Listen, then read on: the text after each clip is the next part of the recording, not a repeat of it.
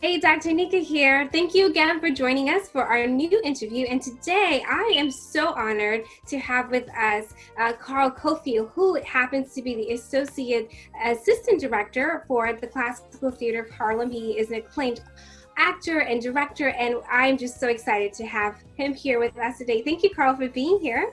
Thank you so much for having me. It's my pleasure. Of course. I'm going to go right into it. Just want to make sure I got all my questions loaded. So given that what's going on with COVID, it's clear that Broadway has gone dark and so many live performances are just not happening. And it's a pretty pronounced absence, especially in a place like New York City, where it really becomes part of our culture and part of our identity to have those performances. For you, as someone in the professional world of performing arts, what challenges do you feel like creators and performers are having right now in this time of COVID? Well, it's a great question. I think first and foremost, the art form that we've chosen to be in is a collaborative art, right? So first and foremost, it requires the input of several people. And being in isolation and being separated from our community is a real challenge. But as we all know, in challenges, there are opportunities for us to rediscover ways in which we can get those creative juices flowing. It's particularly challenging, when you're not actively doing what you've spent a long portion of your life trying to pursue. I would say you really have to guard against ways to fill that void. And with the internet, with Zoom chats and with everything that's going on, there's some real innovative ways to be creative in a time where it might not seem like there are. Absolutely. And I don't know if you've seen this, but the original cast of Hamilton came on and did a Zoom sort of call of one of their acclaimed songs. And I just saw that was one of the ways, right, that they're still trying to collaborate and work together, but put their art out there.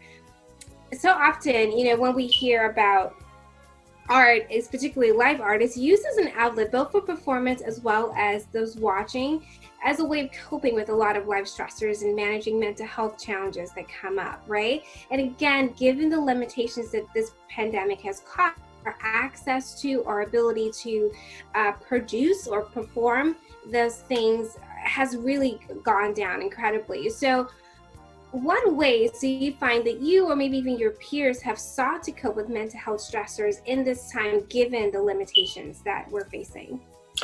That's a great question too. And I think personally, I think for me, it's a great time to pause, be reflective, and to calculate what's the life you envision after the pandemic, right? Mm-hmm. And so I think whether your viewers will agree to this, I think anybody who's in these collaborative arts or as an artist has a measure of hope and a measure of faith, whether it's in a higher power, whether it's in the universe, or whether it's in themselves, that we're sort of used to walking a tightrope anyway.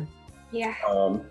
And saying that I know I can do it. And that sort of faith has gotten us this far. I believe that's the cornerstone of keeping that mental health balance going forward. Yes, it's tough right now, but I am going to get that audition.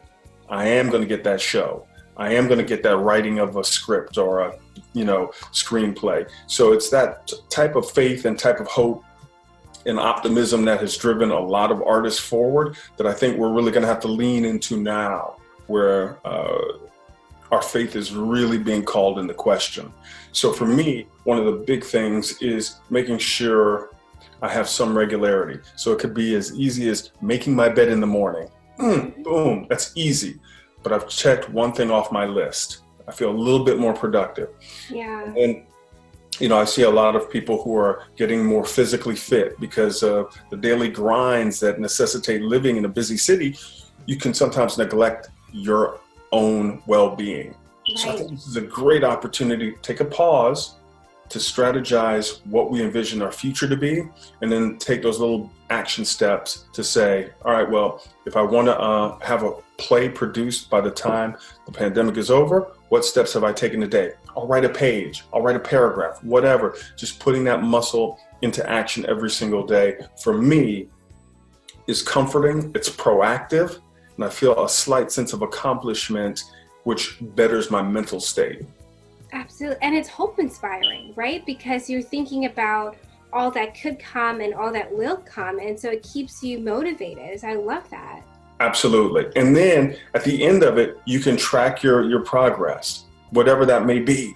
You know, I want to sing a song. I want to hit a different note by the end of this pandemic. So you have measurable goals that we can work to on a day-to-day basis that you can look back over the course of this pandemic and say, wow, I started here, but now I've ended here. And for me, I find that incredibly rewarding and the carrot that can keep us going in the doldrums of the pandemic.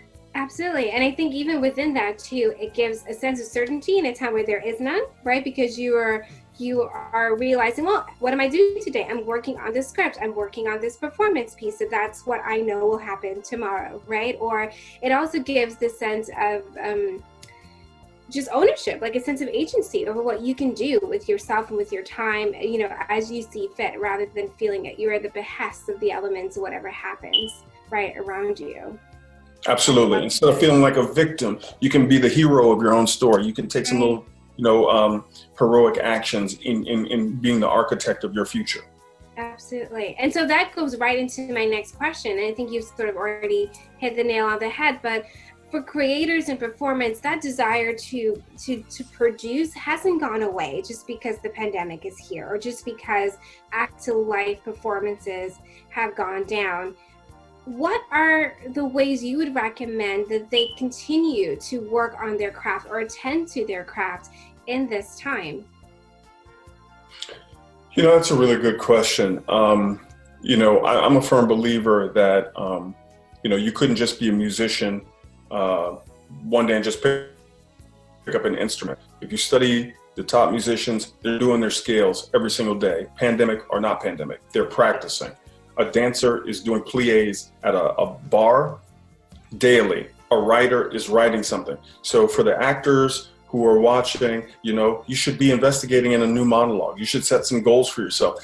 A month from now, I'm going to have two new monologues fully worked out, a classical piece and a new contemporary monologue. If I'm a singer, I want to work on 2 new songs that after this, I'm going to add to my repertoire. So there's ways to engage that muscle so that the muscle doesn't atrophy, that creative muscle, that we can still be engaged and still being proactive. And I just feel that that gives us a sense of ownership to what you were saying earlier, as opposed to being a victim and saying, what's going to happen. Let me control what I can control. Mm-hmm. And for me, as a performer, as a creative, I can control writing a scene, learning a new monologue, getting a new, song under my belt. So that's something that I can control that I think has a duality. It helps me professionally, but it also helps me mentally and my sense of accomplishment. Absolutely. As we wrap up today, for you, if you could say in 5 words or less something to performers and creators everywhere of how to weather the storm of this pandemic, what would you say to them? I would say take care of yourself, because the world after this is going to need you at your best. We're going to need you at your best. Yeah. I love that. And it's so true, right? I can't tell you how many people I've spoken to who are like, when this is over, I'm going to, right? And it's often something that is quite performance-based, right? Whether it's going to the theater or going to a show, going to a concert, just wanting to be out, going to a ball game, right? Something. And so you're so right. And I think if nothing else, COVID has really highlighted how dearly essential the arts have become for our sense of livelihood and adding meaning and beauty to this world. And the absence of it is truly felt. Without a doubt. I couldn't agree more. I think when you look on great civilizations, they're not usually judged on their investment banking. You always look at a great civilization through their arts.